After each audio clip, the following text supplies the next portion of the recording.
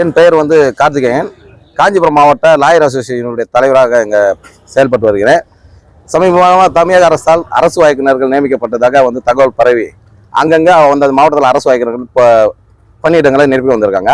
ஆனால் விதிவிலக்காக காஞ்சிபுரத்தில் மட்டுமே எந்த விதமான உத்தரவும் இல்லாமல் எந்த விதமான ஆணையம் அவங்க கையில் கொடுக்காமல் நாங்கள் தான் மாவட்ட பிபி, நாங்கள் தான் சப்கோர்ட் பிபி, நாங்கள் தான் வந்து மாவட்ட உரிமையல் நீதிமன்ற பிபின்னு சொல்லிட்டு இன்னைக்கு சட்டவிரோதமான முறையில் நீதிமன்றத்தில் ஆஜராகி அவர்கள் ஒரு தவறான ஒரு மிகப்பெரிய தவறான செயல்பட்டிருக்கார்கள். அது மட்டும் இல்லாமல் நீதிமன்ற வளாகத்தில் உள்ள அரசு வழக்கறிஞர்களுக்கு ஒதுக்கப்பட்ட அறைகளை முழுவதுமாக பயன்படுத்தி இருக்கிறார்கள்.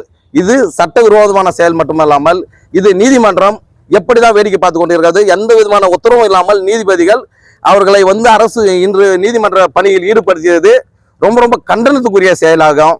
இதனை உடனடியாக அந்த நீதிமன்ற கட்டணத்தில் உள்ள அரசு வழக்கறிஞருக்கு ஒதுக்கப்பட்ட அறையை அவங்களை அப்புறப்படுத்தி நீதிமன்ற கட்டுப்பாட்டில் கொண்டு வர வேண்டும். அவருக்கு முறையான உத்தரவு வந்த பிறகு நீதிமன்றத்தில் அவர்கள் பணி செய்ய வேண்டும்னு சொல்லி இந்த சம்பவத்துக்கு வன்மையான கண்டனத்தை லாயர் அசோசியேஷன் சங்க சார்பாக தெரிவித்துக் கொள்கிறேன்.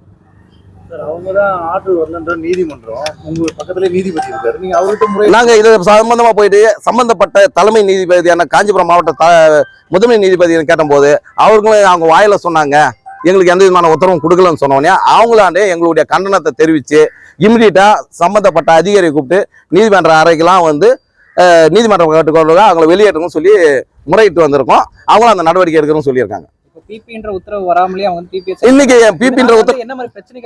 இது வந்து முழுக்க வந்து ஒரு சட்டவிரோதமான செயல். இந்த செயலுக்கு வந்து எப்படிதான் வந்து நீதிமன்றம் வேடிக்கை பார்த்துன்னு தெரியல.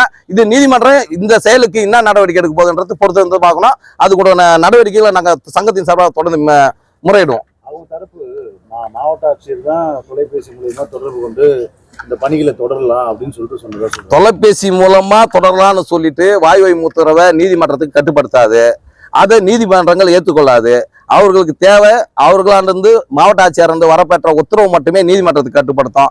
அவர்களை எனக்கு தான் ஒருத்தர் திடீர்னு வந்து எனக்கு ஃபோன் பண்ணி நீதமா மாவட்ட பிபின்னு சொல்லிட்டு நான் போய் ஆஜராக முடியுமா, இல்லை அந்த எனக்கு பிபின்னு சொல்லி எனக்கு பாஸ்டாக் ஜட்ஜி நான் நீங்க தான் பார்த்து சொல்லிட்டு போய் நான் ஆஜராகி அந்த சீட்டை உட்காந்துட முடியுமா? அந்த உத்தரவு எந்த விதத்திலையும் கட்டுப்படுத்தாது. அவங்களுக்கான உத்தரவு ஆணையா வந்து நீதிமன்றத்தில் சமர்ப்பிப்பு செஞ்ச பிறகுதான் அவங்க அதில் தலையிட முடியும், அந்த பணியை செய்ய முடியும்.